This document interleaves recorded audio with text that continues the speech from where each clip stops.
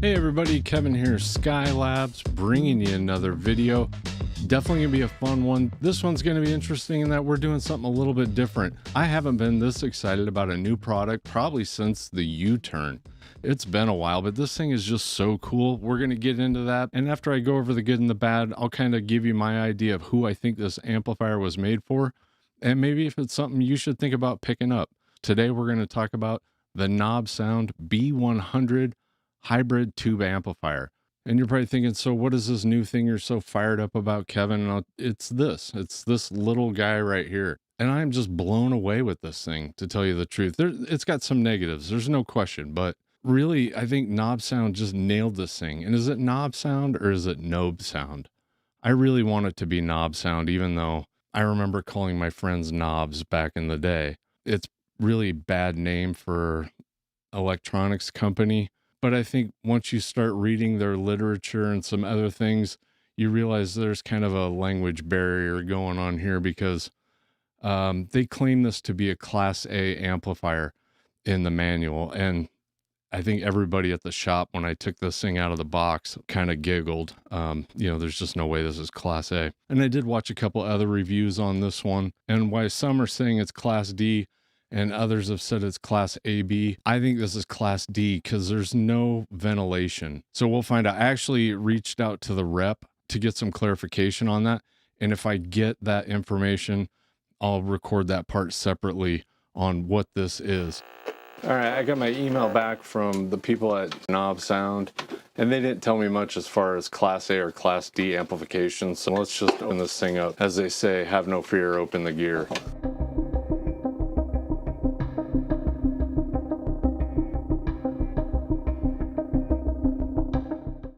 That's the switch mode power supply. Well, maybe I take it back. Oh, look at that. Looky there, fellers. Yeah, those are 4 transistors right there. All right. Well, we've got a Class AB amplifier. Who'd have thunk it? Yeah, thermal paste and everything. We've got a Class AB amplifier Seriously, here. though, yeah, I do think it might be. Thanks, Rob. That was fun. Bye now. But you've got a 25 watt per channel integrated amplifier with a ton of inputs and outputs. And that's one of the best things about this. It's really the possibilities with all these inputs and outputs that does make this thing so cool. You've got 2 RCA line level inputs here. You've got a coax, optical, subwoofer output, headphone jack, and your nice speaker terminals here. To me, this product feels really well made. The volume pot feels good when you manipulate it. It's got a VU meter on the front. The only way that could be better is if it had 2. But at $180, I think this thing is really impressive. I definitely like the fact that they gave you all those inputs and outputs. And honestly, the build and style on this is really one of my favorite things about it. I love the finish. I like the look. I like the fact that it's kind of cubey, but it's got tubes sticking out of it. It almost looks steampunk, but refined in a way. It's kind of an odd combination. And usually I am not a fan of cheaper amplifiers and electronics with tubes sticking out of them for several reasons. One, usually it's just kind of selling novelty and the tubes really aren't doing that much. And 2, it's a bummer that you can't stack other pieces of equipment on top of it.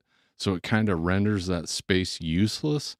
However, with this one, because it's square, squatty, and, takes up a good amount height-wise, I don't feel like it's as intrusive as, a long flat piece with tubes sticking out of it. I really think in like a desk environment, this would fit really nicely next to your computer.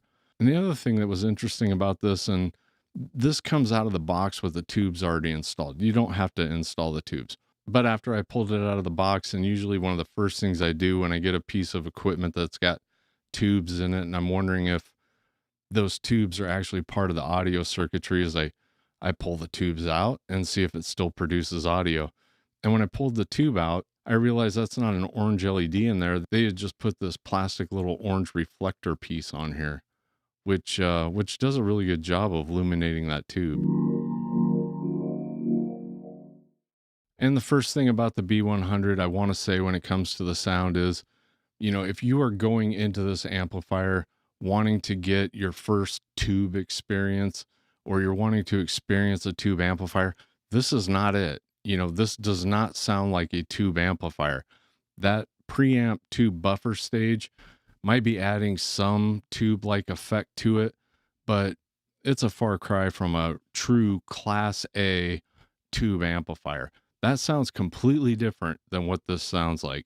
But once again, at $180, the sound that this amplifier produces is really good.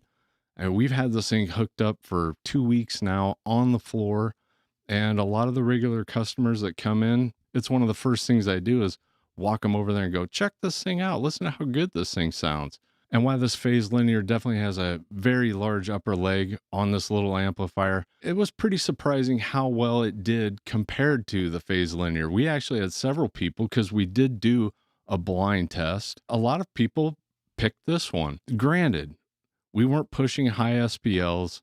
We're not driving really inefficient speakers where that phase linear would just eat this thing for lunch. I am definitely not trying to over glorify this amplifier and say it could go head to head with a big Class AB amplifier like that. I'm not. But it was really interesting to see what people thought.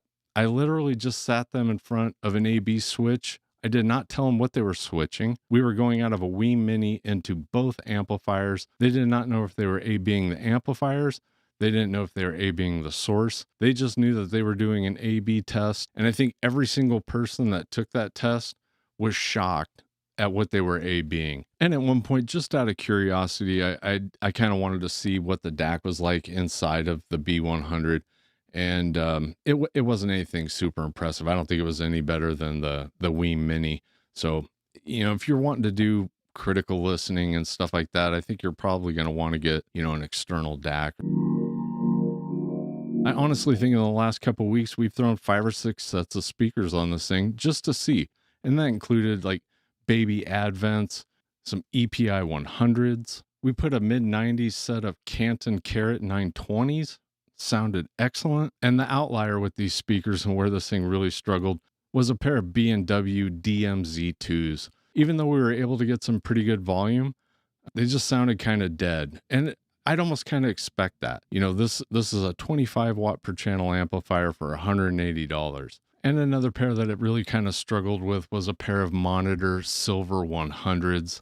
It just didn't have enough to really open these things up like they need to be. So once again, at this price point, if you have a reasonably efficient set of speakers, you're going to be just fine driving them. There's no problem with that 25 watts. I just really kind of wanted to see what its limitations were. And some of these big box and these modern speakers, it just kind of struggled with a little bit. And I'm not a huge headphone person. I'm happy with my Grados, and they sounded awesome. Definitely wouldn't have any complaints listening to that all day long. And now that we've talked about all the things that I think makes this $180 amplifier what it is, which is awesome, there are some negatives. One, there's no remote. And while I'm used to not having a remote, I've been without a remote for a long time because I listen to vintage stereo equipment most of the time. Because the B100 has so many inputs, integrating a TV into this amplifier is an option. It's kind of a shame that it doesn't have a remote control for those that would want to hook their TV up to this amplifier. And the second one of them would be the placement of that power switch. In one way, it's okay because you can't stack something on top of it, so reaching behind it is not as big of an issue. On the flip side, they could have at least put it on the top. And the last negative would be the tubes they chose. You can't get these tubes, so it's kind of an issue. However, I reached out to the rep at Nobsound. He came back with some good news in that they are going to sell a 4-pack of these tubes. And he said this was something that was going to be available here soon. Now, keep this in mind. With preamp tubes, because they don't generate a lot of heat, they usually last a really long time. And so this might not be a situation at all where you never have to replace them. If it were me and I was buying one of these, I'd probably pick up an extra set. Hopefully by the time you see this video, they've already put that up on Amazon, and we'll have a link to that product down in the description. We'll also have links in the description for you to buy one of these B100s.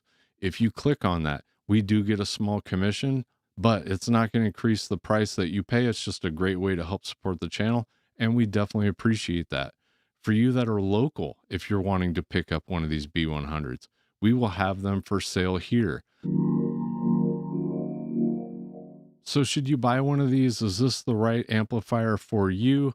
And my suggestion, my opinion would be, if you're looking for a second system, I don't think I'd be happy with this as my main system. That's just me. But if I was looking to put together a second system, or maybe something for an office or a den or a small bedroom, this would be my go-to. No question. At 180 bucks, that's insane. At least as far as new products go.